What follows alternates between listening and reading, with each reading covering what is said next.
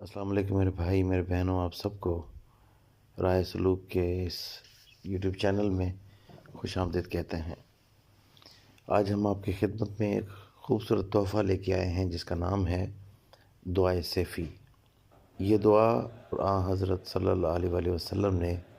مولا مشکل کشا علی المرتضیٰ حضرت علی کرم اللہ وجہہ کو تعلیم فرمائی۔ اس دعا کا نام جو ہے دعائے سیفی رکھا گیا، اور بھی مختلف ناموں کے ساتھ یہ دعا جانی جاتی ہے، جس میں حرز یمانی، حرز الصحابہ بھی کہتے ہیں اس کو۔ حرز یمانی اس واسطے کہتے ہیں کہ یمن کا ایک بادشاہ تھا جسے دشمنوں نے اپنی سلطنت سے نکال کر اس کے ملک اور سلطنت پر قبضہ کر لیا۔ اس نے اپنے ملک اور سلطنت کی واپسی کے لیے بہترین کوشش کی، لیکن ہر دفعہ ناکام رہا۔ آخر کار یمن کا یہ معزول اور مغلوب بادشاہ مولا مشکل کشا علی المرتضیٰ شیر خدا کی خدمت میں حاضر ہو کر باطنی اور غیبی امداد کا طالب ہوا۔ اب مولا تو مولا ہے، مولا کو ان کے حال پہ رحم آیا۔ آپ نے یہ دعا اسے لکھ کر دی، یہ دعائے سیفی لکھ کر دی، اور کہا کہ اسے پڑھا کر انشاءاللہ اس دعا کی برکت سے جلدی تجھے جو ہے بادشاہت اور سلطنت واپس مل جائے گی۔ اس بادشاہ نے دعا سیفی پڑھنا شروع کی، اور اس کی برکت سے بہت جلدی ہی اسے اپنی کھوئی ہوئی یمن کی سلطنت واپس مل گئی۔ اسی لیے اس دعا کا نام جو ہے حرز یمانی کہا جاتا ہے۔ صحابہ میں، تابعین میں، تبع تابعین میں، بزرگان دین میں، اسلامی دنیا میں اس دعا کا بڑا چرچا ہے۔ لوگ اکثر اس دعا کی برکت سے اپنی مرادیں اور مختلف مہمات کو حل کرتے ہیں، ان میں کامیابی حاصل کرتے ہیں۔ حضرت پیر محبوب سبحانی حضرت شیخ عبدالقادر جیلانی قدس اللہ تعالیٰ سرہ العزیز نے اس دعا کو بہت پڑھا ہے۔ آپ اس دعائے سیفی کے پہلے عامل اور کامل تھے۔ کہتے ہیں کہ ایک روز آپ وضو فرما رہے تھے، اوپر ہوا میں ایک چیل نے آپ پر بیٹ گرا دی، اور وہ بیٹ آپ کے کرتے پہ گری، کرتے کو پلید اور خراب کر دیا، جس پر آپ نے جو ہے اوپر چیل کی طرف دیکھ کر فرمایا تیرا سر اڑ گیا۔ اسی وقت چیل کا سر تن سے جدا ہو گیا اور آپ کے سامنے زمین پر تڑپ کر مر گئی۔ آپ رونے لگے۔ آپ کے جو طالب تھے، آپ کے جو خدام تھے، جو خادم ساتھ میں تھا وضو کروا رہا تھا، اس نے عرض کی یا حضرت یہ ایک موذی مردار پرندہ ہلاک ہو گیا، اس کے لیے آپ رو رہے ہیں۔ اس پر آپ محبوب سبحانی شیخ عبدالقادر جیلانی نے فرمایا میں اس چیل کے لیے نہیں رو رہا، بلکہ میں اس لیے رو رہا ہوں کہ میں نے دعائے سیفی اتنی پڑھی ہے کہ میری زبان، میرے ہاتھ، میرا خیال، میری توجہ، میری نگاہ، بلکہ میرا سب کچھ سیف الرحمن یعنی اللہ کی امر کی ننگی تلوار ہو گئی ہے، اور اللہ تعالیٰ کے امر اور کن کی یہ ننگی تلوار قیامت تک آسمان اور زمین کے درمیان لٹکی رہے گی۔ میرے جد پاک حضرت محمد مصطفیٰ صلی اللہ علیہ وسلم کی امت کے بعض حاسد کور چشم لوگ میرے ساتھ بغض اور کینہ رکھیں گے، اور میرے بعد میرے نام کی اہانت اور بے ادبی کریں گے۔ ان کی ایمان کے سر اس طرح اڑ جائیں گے جس طرح اس چیل کا سر اڑ گیا ہے۔ میں اس بات کو رو رہا ہوں، چنانچہ آپ نے وہ کرتا اتار کر ایک مسکین کو بطور فدیہ دے دیا۔ فرمایا یعنی یہ اس چیل کا جان کا فدیہ ہے، اور نیا کرتا منگوا کر زہ وطن کیا۔ دعائے سیفی کا یہ نسخہ جو ہم آپ کی خدمت میں پیش کر رہے ہیں، یہ ایک اصلی پرانا قلبی نسخہ ہے جو ہاتھ سے لکھا گیا تھا، اور یہ وہ نسخہ ہے جو مولا مشکل کشا علی المرتضیٰ نے اپنے دست مبارک سے لکھا۔ دعائے سیفی کے اسناد میں لکھا جاتا ہے کہ 70,000 جن، 70,000 ملائکہ، فرشتے، 70,000 روحانی بطور موکلات اس دعا کی خدمت پر معمور اور مقرر ہیں۔ بہتر یہی ہے کہ جو انسان پریشان ہے اپنے حالات کی وجہ سے، تنگ دستی ہے، کوئی کام نہیں ہو رہا، تو صبح میں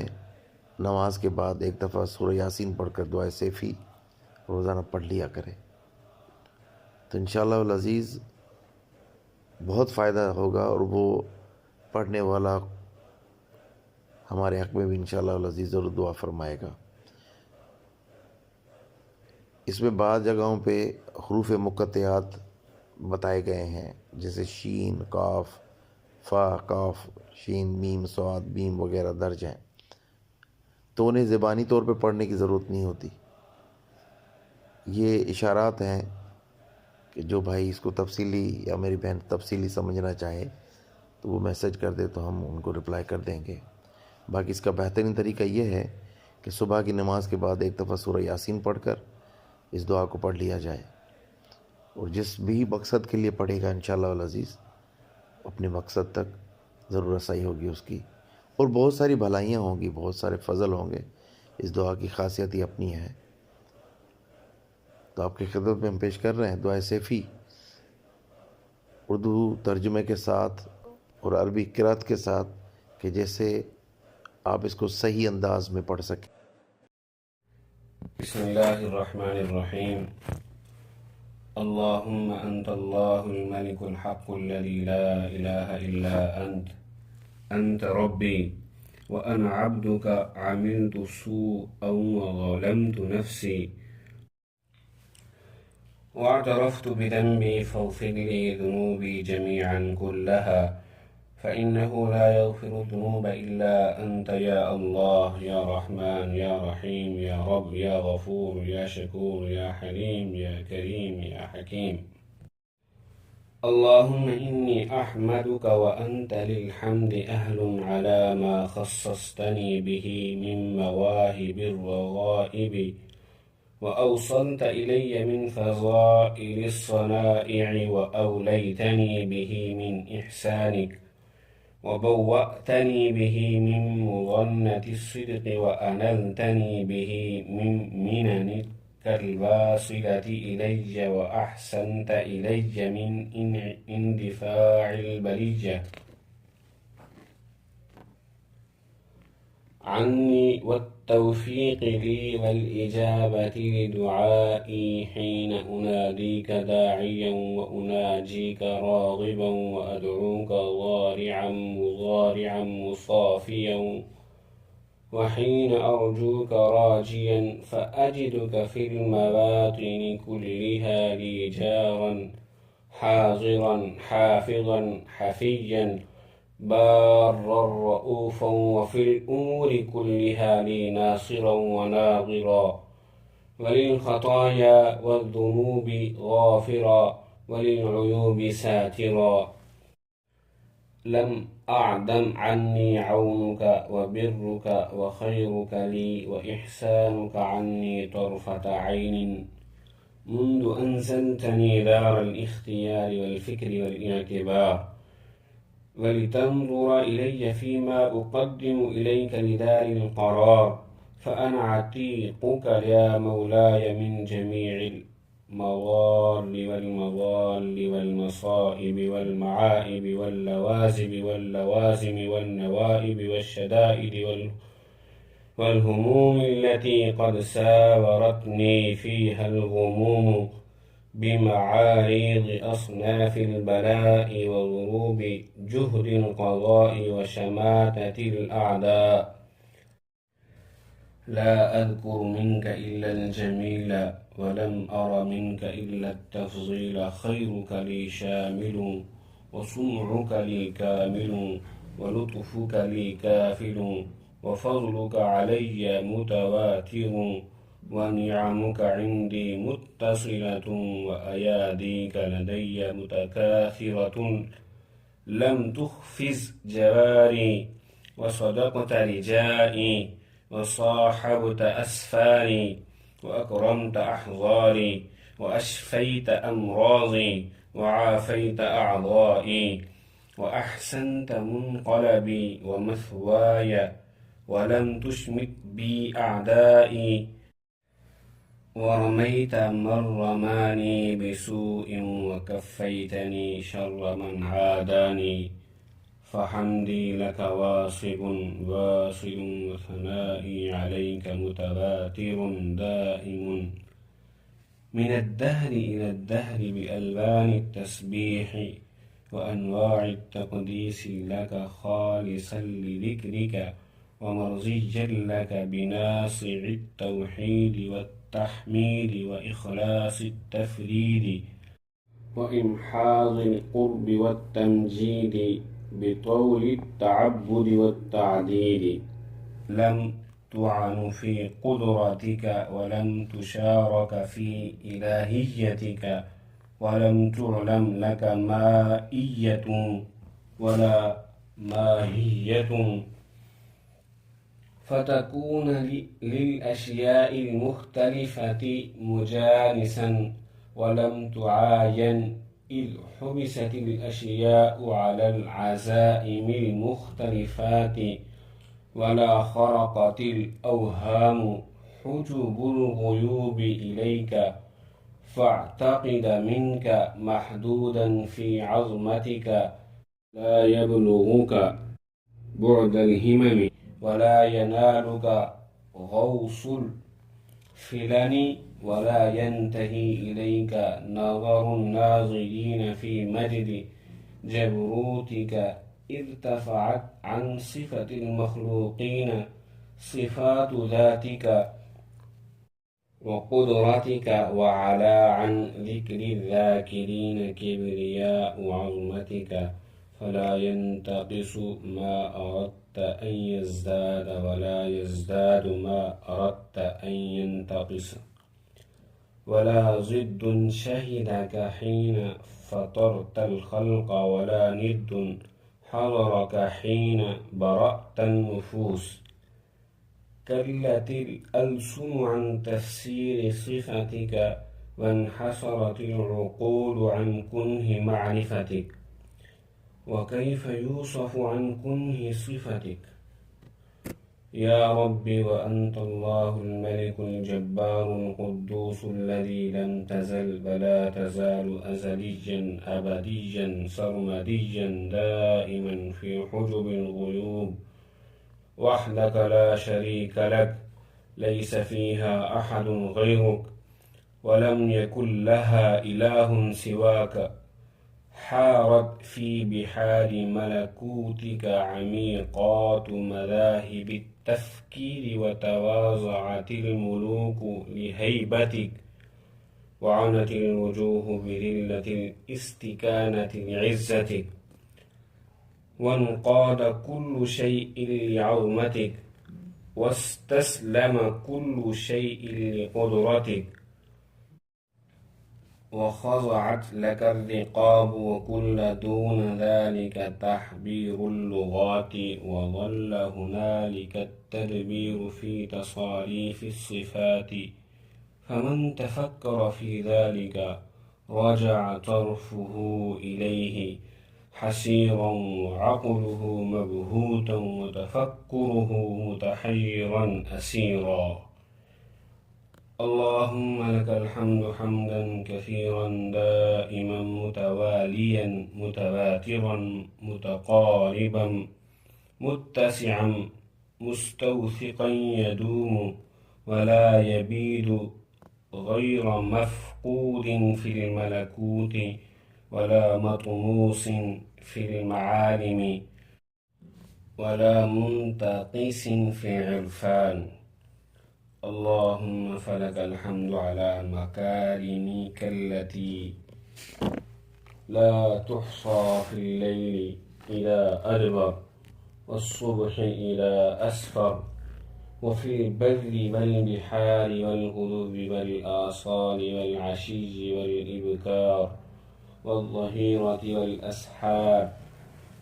وفي كل جزء من أجزاء الليل والنهار.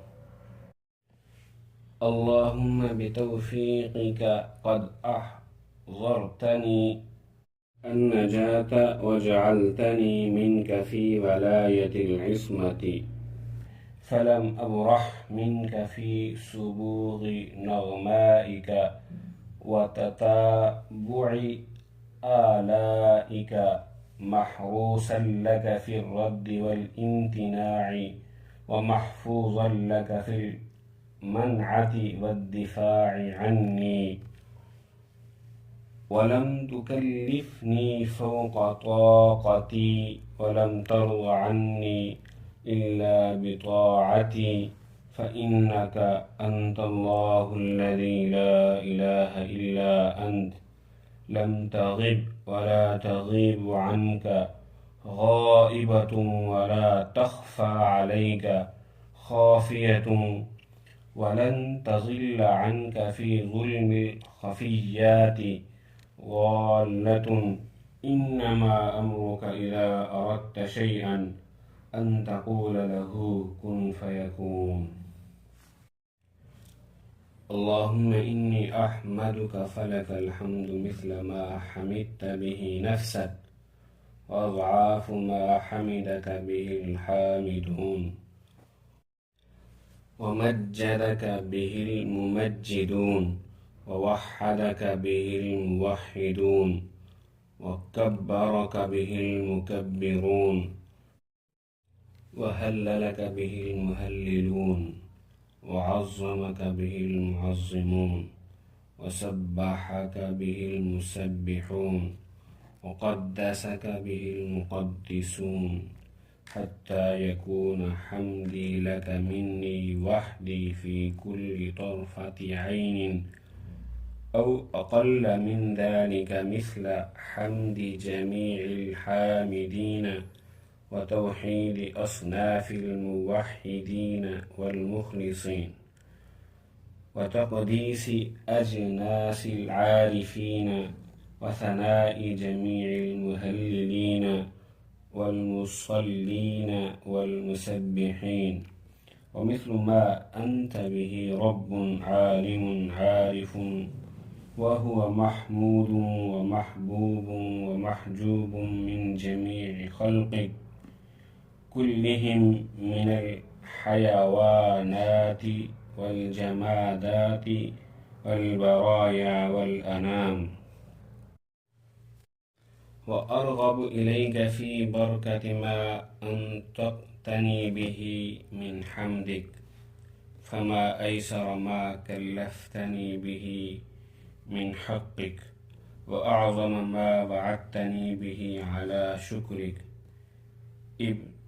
ابتدأتني بالنعم فضلا وطولا وأمرتني بالشكر حقا وعدلا ووعدتني عليه أضعافا مضاعفة ومزيدا وأعطيتني به من رزقك واسعا كثيرا وكبيرا واعتبارا واختيارا ورضا وسألتني منه شكرا يسيرا صغيرا إذ نجيتني وعافيتني به من جهد البلاء وسوء القضاء ولم تسلمني بسوء قضائك وبلائك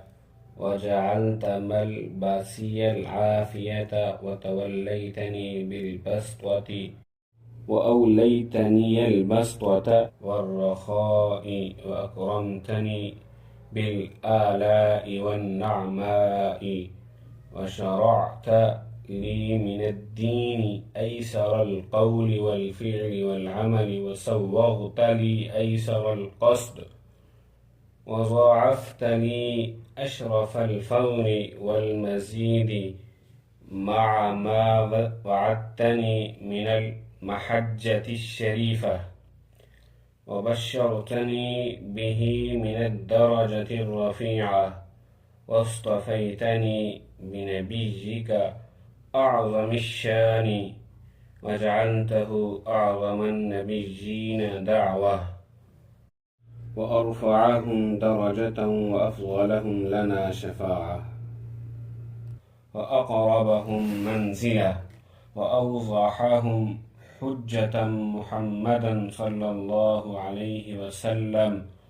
وعلى جميع الأنبياء والمرسلين.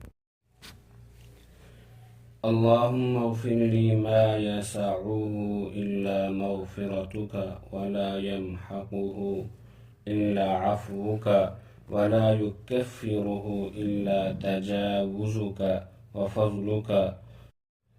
وهب لي في يومي هذا وليلتي هذه وشهري هذا وسنتي هذه يقينا صادقا يهون به علي مصائب الدنيا والآخرة وأحزانهما، ويشوقني إليك ويرغبني فيما عندك المغفرة، وبلغني الكرامة من عندك، وأوزعني شكر ما أنعمت به علي، وارزقني وانصرني على الأعداء، فإنك أنت الله الذي لا إله إلا أنت الواحد الأحد المبدئ الرفيع البديع السميع العليم، الذي ليس لأمرك مدفع ولا عن قضائك ممتنع، وأشهد أنك أنت ربي ورب كل شيء، فاطر السماوات والأرض، عالم الغيب والشهادة، العلي الكبير المتعال. اللهم إني أسألك الثبات في الأمر والعزيمة على الرشد، والشكر على نعمك وحسن عبادتك، وأسألك من كل خير تعلم ولا أعلم، وأعوذ بك من كل شر ما تعلم، وأستغفرك لما تعلم إنك أنت علام الغيوب، وأعوذ بك من جور كل جائر، وبغي كل باغ، وحسد كل حاسد، ومكر كل ماكر، وغدر كل غادر، وكيد كل كائد، وظلم كل ظالم، وكذب كل كاذب، وسحر كل ساحر، وشماتة كل شامت، وكشح كل كاشح، بك أصول على الأعداء، وإياك أرجو ولاية الأحباء والأولياء والقرناء والقرباء، فلك الحمد على ما لا أستطيع إحصاءه ولا تعديله من عوائد فضلك وعوارف رزقك وألبان ما أوليتني به من أرفادك، فإنك أنت الله الذي لا إله إلا أنت الفاشي في الخلق حمدك، الباسط بالجود يدك، لا تضاد في حكمك ولا تنازع في سلطانك، تملك من الأنام ما تشاء، ولا يملكون منك إلا ما تريد. اللهم أنت الله المحسن المنعم المفضل القادر القاهر المقتدر القائم القدوس المقدس، في نور القدس ترديت بالعز والعلا، وتأزرت بالعظمة والكبرياء، وتغشيت بالنور والضياء، وتجللت بالمهابة والبهاء. اللهم لك المن القديم والفضل العظيم والعز الشامخ والملك البازخ والجود الواسع والقدرة الكاملة والحكمة البالغة، فلك الحمد على ما جعلتني من أمة محمد صلى الله عليه وسلم، وهو أفضل من بني آدم الذين كرمتهم وحملتهم في البر والبحر، ورزقتهم من الطيبات، وفضلتهم على كثير ممن خلقتهم تفضيلا، وخلقتني سميعا بصيرا صحيحا سويا سالما معافا، ولم تشغلني بنقصان في بدني ولا بآفات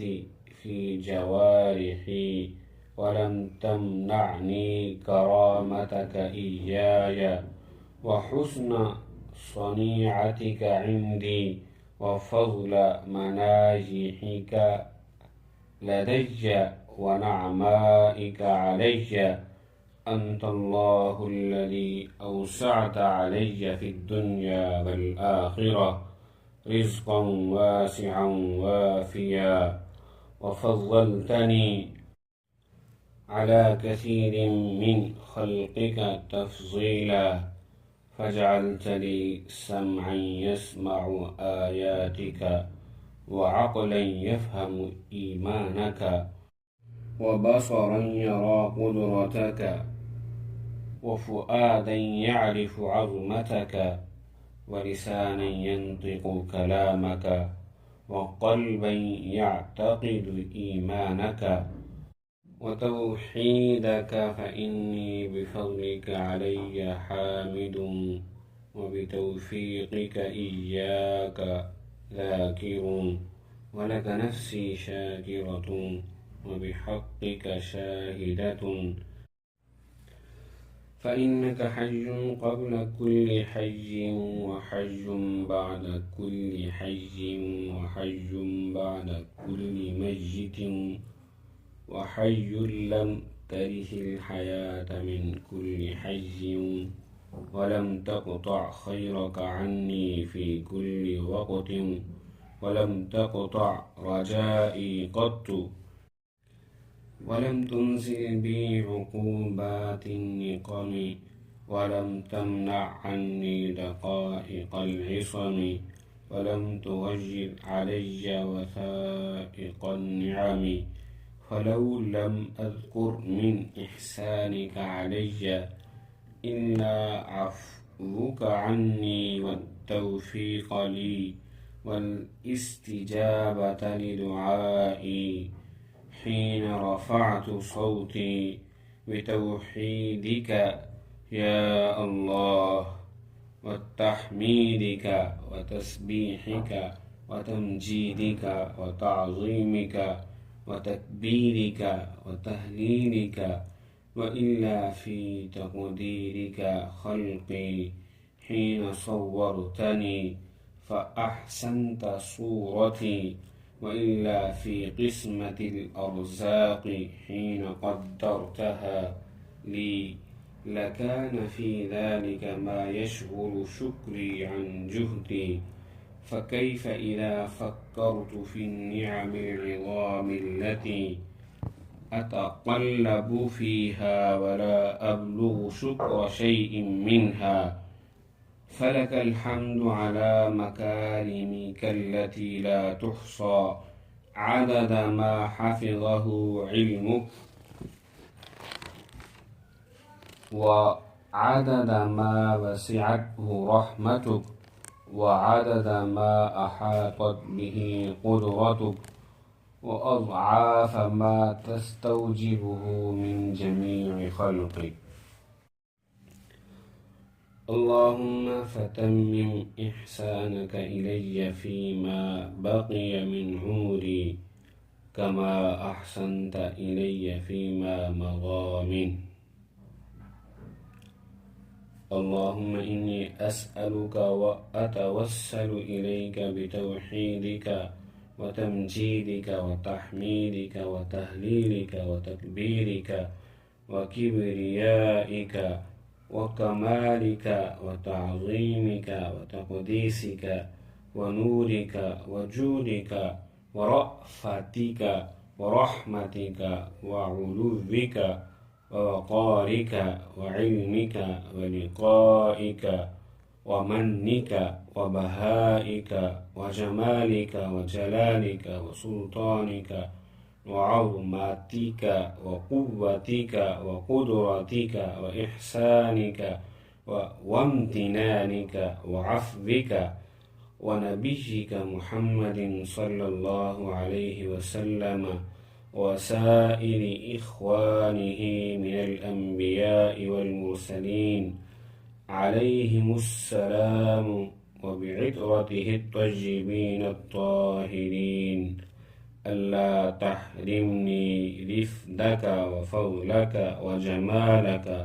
وجلالك وفوائد كراماتك، فإنه لا يعتريك بكثرة ما قد نشرت به من العطايا عوائق البخل فتبدي، ولا تنقص جودك التقصير في شكر نعمتك، ولا ينفد خزائنك مواهبك المتسعة،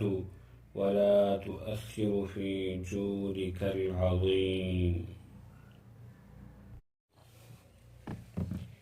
منحك الفائقة الجميلة الجليلة، ولا تخاف ضيم إملاق فتقضي، ولا يلحقك خوف عدم فينقص من جودك فيض فضلك. يا رب جبرائيل، يا رب ميكائيل، يا رب إسرافيل، يا رب عزرائيل، يا رب محمد رسول الله صلى الله عليه وآله وسلم مددي. اللهم ارزقني قلبا خاشعا خاضعا ضارعا حاضرا، وبدنا صابرا، ويقينا صادقا، ولسانا ذاكرا وحامدا، وعينا باكية، ورزقا حلالا واسعا، وعلما نافعا، وولدا صالحا، وسنا طويلا، وامرأة مؤمنة صالحة، وتوبة مقبولة، ولا تؤمني مكرك، ولا تنسني ذكرك، ولا تكشف عني سترك، ولا تقنطني من رحمتك، ولا تبعدني من كنفك وجوارك، وأعذني من سخطك وغضبك، ولا تويسني من رحمتك وروحك، وكن لي أنيسا من كل روعة ووحشة، وجليسا في كل وحدة وقربة، واعصمني من كل هلكة، ونجني من كل بلية وآفة وعاهة وإهانة وذلة وعلة وقلة ومرض